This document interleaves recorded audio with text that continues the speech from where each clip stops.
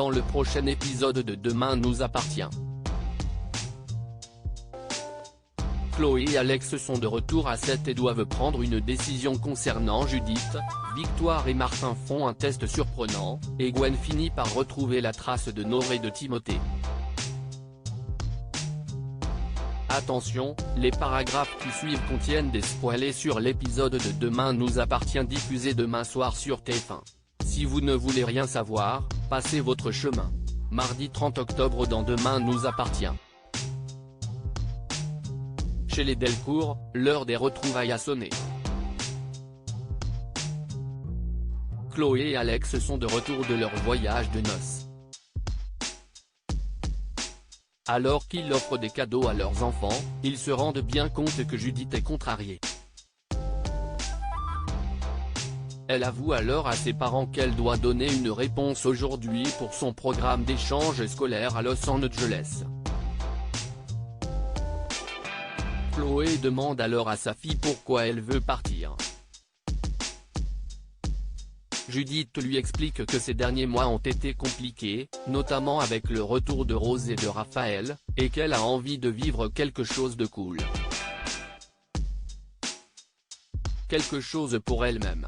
Avant d'avoir sa greffe, elle a vraiment cru qu'elle allait mourir, alors elle ne veut plus attendre. Et elle a toujours rêvé d'aller aux États-Unis. Elle ne veut pas passer à côté de cette occasion. Après en avoir discuté avec Alex, Chloé rend visite à sa mère à l'hôpital et lui fait part de son dilemme concernant Judith. Marianne, qui est déjà au courant, confie à sa fille qu'elle pense qu'il faut faire confiance à Judith et la laisser partir. Chloé s'inquiète aussi pour la santé de sa fille, mais Marianne connaît un excellent néphrologue à Los Angeles qui sera ravi de suivre Judith.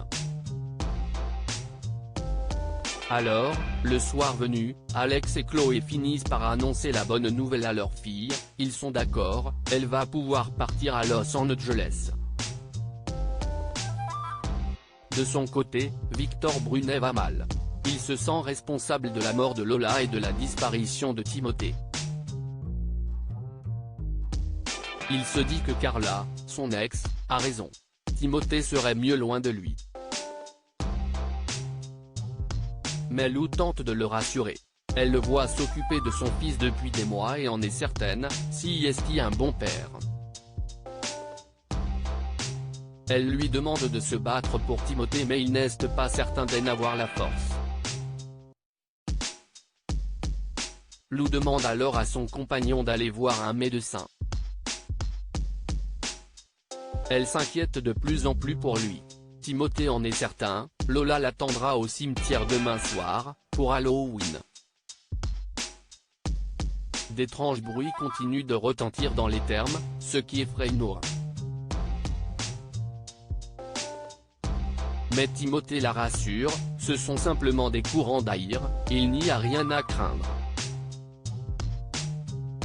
Betty vient leur apporter des déguisements d'Halloween et des talquis.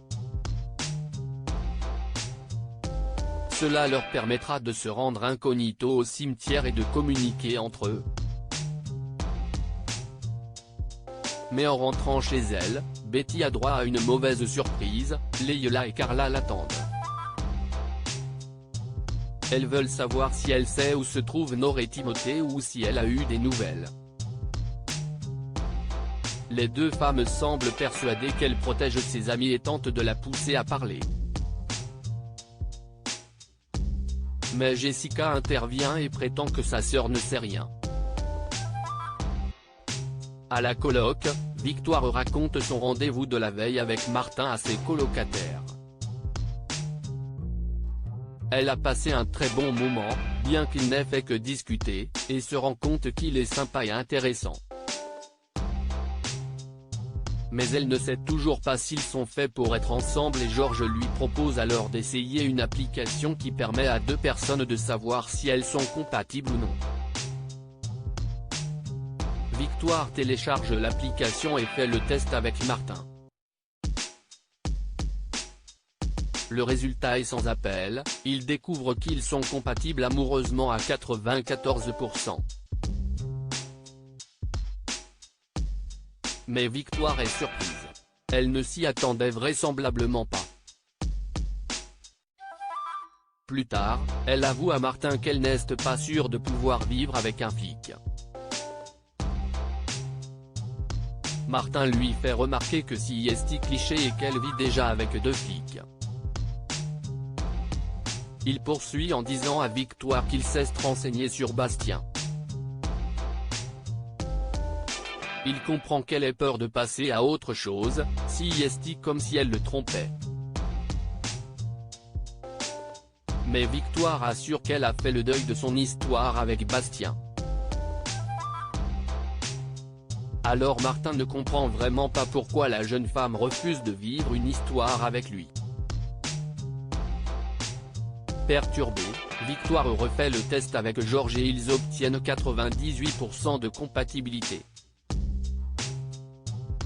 Georges est ravi mais pour Victoire si est la preuve ultime que ce test est bidon. Tout le monde doit avoir droit à un bon pourcentage.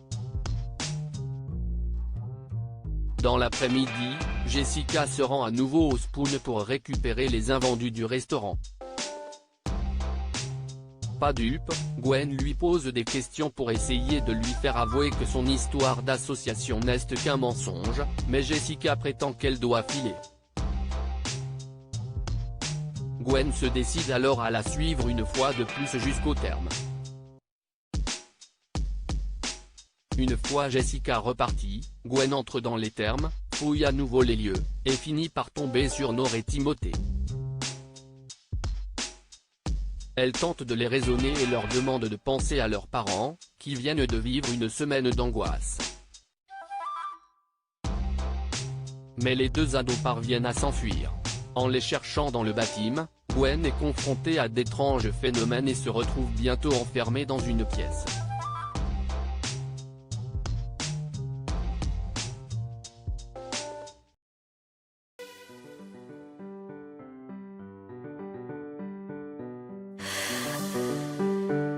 나